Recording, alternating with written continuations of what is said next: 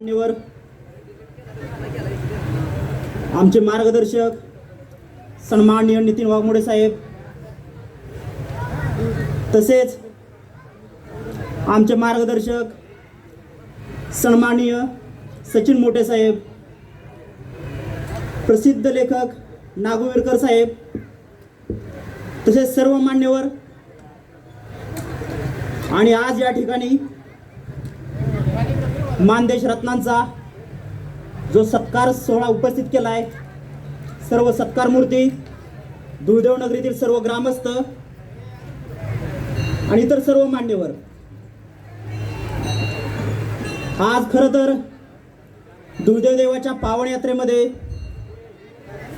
एवढा छानसा innovative programme आयोजित होतोय ही नक्कीच कौतुकास्पद बाब आहे. कारण आपल्याच मातीमध्ये जन्मलेल्या, काबाड कष्ट करणाऱ्या,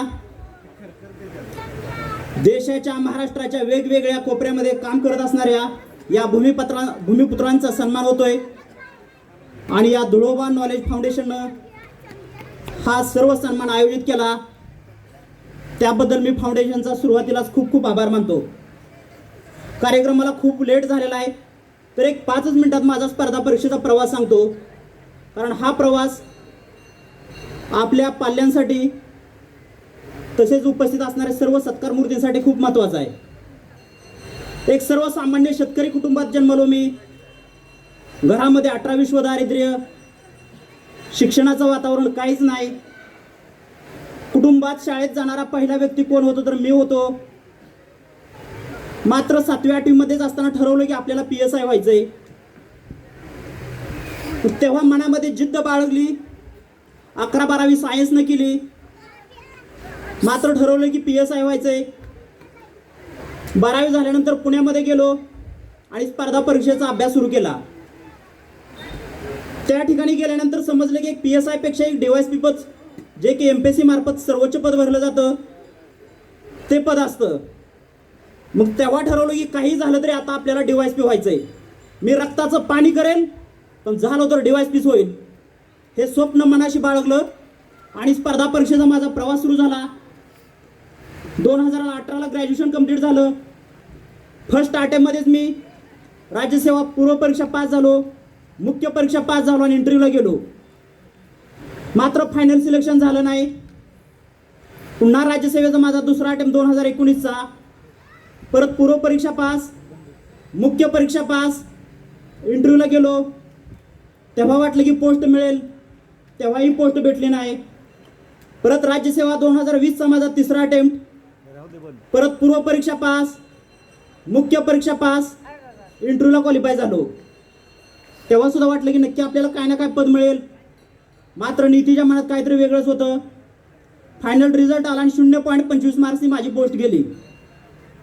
परत राज्यसेवा 2021चा माझा चौथा अटेम्प्ट. पुन्हा पूर्व परीक्षा पास, मुख्य परीक्षा पास, इंटरव्ह्यूला क्वालिफाय झालो. तेव्हा स्कोअर चांगला होता, वाटलं की DYSP पद नक्की मिळेल. मात्र तेव्हाही यशानं हुलकावणी दिली. परत राज्यसेवा 2022चा माझा 5वा अटेम्प्ट. पुन्हा पूर्व परीक्षा पास, मुख्य परीक्षा पास, इंटरव्ह्यूला क्वालिफाय झालो. तेव्हाही स्कोअर चांगला होता, मात्र इंटरव्ह्यूला मार्क्स कमी आली आणि मला BDO हे पद मिळालं. मात्र ते पद घेतलं नाही मी आणि राज्यसेवेचा परत अभ्यास सुरू केला.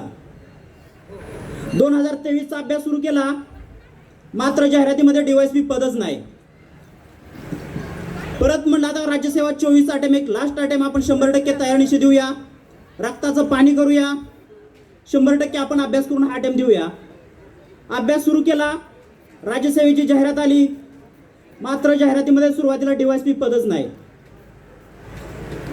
परत वाटलं की जो काही आपला पाठीमागचा प्रवास आहे, या प्रवासामध्ये आपण हारतोय का काय. मात्र जेव्हा तुमचं प्रयत्न प्रामाणिक असतात आणि नीतीच्या मनात नक्कीच काहीतरी असतं, 2 महिन्यानं राज्यसेवेच्या ॲडमध्ये DYSPची पदं ॲड झाली. आणि ज्या वेळेस ती पदं आली त्यावेळेस ठरवलं की 100% DYSP पद आता माझंच आहे. अभ्यास सुरू केला. परत पूर्व परीक्षा पास, मुख्य परीक्षा पास, इंटरव्ह्यूला क्वालिफाय झालो. 25 ऑक्टोबर 2025ला इंटरव्ह्यू मुंबईमध्ये होता. मात्र इंटरव्ह्यूच्या अगोदरच ठरवलेलं की त्यावेळेस एक पॅनल इंटरव्ह्यू खूप स्ट्रिक्ट घेत होते, इंटरव्ह्यूला मार्क्स देत नव्हते. म्हटलं की काही झालं तरी आपल्याला हा पॅनल यायला नको आहे. 25 ऑक्टोबर 2025ला मुंबईमध्ये सकाळी MPSCच्या ऑफिसमध्ये प्रवेश केला. तिथे गेल्यानंतर समजलं की आपल्याला जो पॅनल नको होता तोच इंटरव्ह्यूला पॅनल आहे. परत वाटलं की एवढ्या दिवसाचा प्रवास आपलं स्वप्नभंग होतंय काय, परंतु लगेच सावरलो आणि ठरवलं की काही झालं तरी 100% मी कॉन्फिडन्सनी इंटरव्ह्यू देणार. इंटरव्ह्यूला आत प्रवेश केला. प्रवेश केल्या सरांनी म्हटलं की DYSP का? सरांना येस म्हटलं. तेव्हाच वाटलं की आता आपण हा शर्यत जिंकलोया. 30 ते 32 मिनिटं इंटरव्ह्यू झाला. इंटरव्ह्यू मराठीमध्ये झाला, हिंदीमध्ये झाला, इंग्लिशमध्ये झाला, वेगवेगळ्या मुद्द्याभोवती इंटरव्ह्यू झाला. प्रत्येक क्वेश्चनला मी कॉन्फिडन्सने आणि खूप छानशी उत्तरं देत होतो. इंटरव्ह्यूमधून बाहेर आलो. रिझल्ट त्याच दिवशी संध्याकाळी लागणार होता. पुण्यातून मुंबईला आलो. प्रवास खूप पाठीमागचा मोठा असल्यामुळे मित्रांनी खूप सेलिब्रेशनची पुण्यामध्ये तयारी केली होती. तरी मनामध्ये विचार येत होता की DYSP मिळते का नाही. 7:30ला रूममध्ये गेलो. कंटिन्यू MPSCची वेबसाईट मी चेक करत होतो. बरोबर 7:58 MPSCच्या वेबसाईटवरती MPSCची PDF आली आणि राज्यसेवेचा रिझल्ट डिक्लेअर झाला. थरथरत्या हातानं तीच PDF डाउनलोड केली आणि नाव पहिल्याच पेजला प्रदीप दुर्योधन गोरड, महाराष्ट्रामध्ये NTCतून फर्स्ट रँक. तेवढ्या स्पीडनं मी माझ्या आईवडिलांना व्हिडिओ कॉल केला. आईवडिलांना DYSP काय हेच माहीत नव्हतं. कॉल करून त्यांना मी सांगितलं की जे पद मला पाहिजे होतं ते पद मिळालंय. ते म्हणताच तिकडून आईवडील अक्षरशः मोठमोठ्यानं रडायला लागली. माझंही आनंदाश्रू चालूच झालं. जवळजवळ 15 ते 20 मिनिटं आमचं काय चालू आहे हे समजत नव्हतं. कारण या पदासाठी जवळजवळ 7 ते 8 वर्षाचा मी अट्टास केला होता आणि ते स्वप्न प्रत्यक्षामध्ये आलं होतं. तुम्हा सगळ्यांना एवढाच प्रवास मी यासाठी सांगितला की एवढ्यावरती तुम्ही थांबू नका, प्रयत्न करा, आणखी उच्च पदावरती जावा. नक्कीच आपण यशस्वी झाल्याशिवाय राहणार नाही. मगाशीच आपल्या प्रस्ताविकेमध्ये एक जणांनी सांगितलं की जिथं लाथ मारेल तिथं पाणी काढण्याची आपल्या मातीची ताकद आहे. त्यामुळे मी सगळ्यांना हेच सांगतो की प्रामाणिकपणे मेहनत करा, आपल्या मुलांना शिकवा, चांगले संस्कार द्या. नक्कीच मुलं आपल्या आयुष्यात यशस्वी झाल्याशिवाय राहणार नाहीत.